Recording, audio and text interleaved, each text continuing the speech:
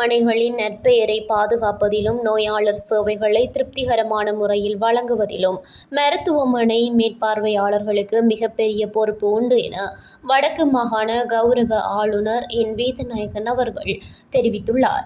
மட்டக்களப்பில் தங்குவதற்கு ஒரு சிறந்த மற்றும் சொகுசான இடத்தை தேடுகிறீர்களா?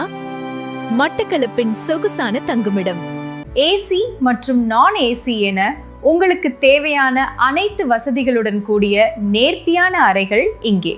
இலக்கம் 534 திருகோணமலை வீதி, மட்டக்களப்பு என்ற பிரதான இடத்தில் அமைந்திருப்பதால் போக்குவரத்துக்கு மிகவும் இலகு. இன்றே உங்கள் அறைகளை முன்பதிவு செய்யுங்கள். அழையுங்கள் திரையில் காணும் இலக்கத்திற்கு. வடக்கு மாகாணத்தில் சுமார் 10 ஆண்டுகளின் பின்னர் மருத்துவமனை மேற்பார்வையாளர் பதவி உயர்வுக்கான நியமன கடிதங்கள் வழங்கி வைக்கப்பட்டுள்ளன. இந்நிகழ்வு ஆளுநர் செயலகத்தில் கடந்த 3ஆம் தேதி ஆளுநர் தலைமையில் இடம்பெற்றது. இந்நிகழ்வில் வரவேற்புரையாற்றிய வடக்கு மாகாண சுகாதார அமைச்சின் செயலாளர் திருமதி பி ஜெயராணி, வடக்கு மாகாணத்தில் உள்ள மருத்துவமனைகளில் தற்போது 39 மருத்துவமனை மேற்பார்வையாளர் வெற்றிடங்கள் காணப்படுகின்ற போதிலும் 20 பேருக்கு மாத்திரமே பதவி உயர்வு நியமனங்கள் வழங்கப்படுவதாக குறிப்பிட்டார்.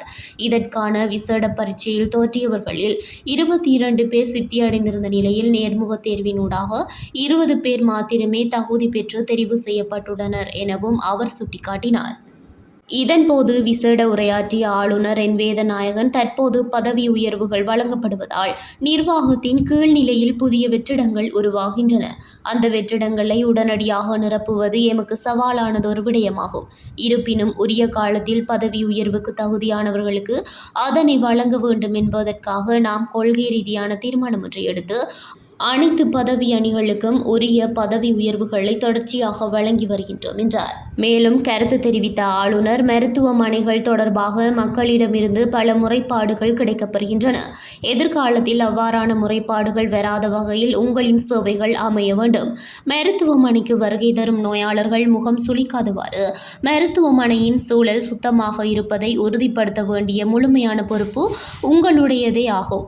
நேர முகாமைத்துவத்தை மிகவும் இறுக்கமாக கடைபிடிக்க வேண்டும். எல்லாவற்றுக்கும் மேலாக நோயாளர்களுடனான உங்களின் உறவு அன்பானதாகவும் கரிசனை மிக்கதாகவும் அமைய வேண்டும் என வலியுறுத்தினார். இந்த நியமனங்கள் வழங்கும் நிகழ்வில் வடக்கு மாகாண ஆளுநரின் செயலாளர், சுகாதார அமைச்சின் செயலாளர், பிரதி பிரதம செயலாளர் மற்றும் சுகாதார அமைச்சின் உதவி செயலாளர் ஆகியோர் பங்கேற்றிருந்தனர்.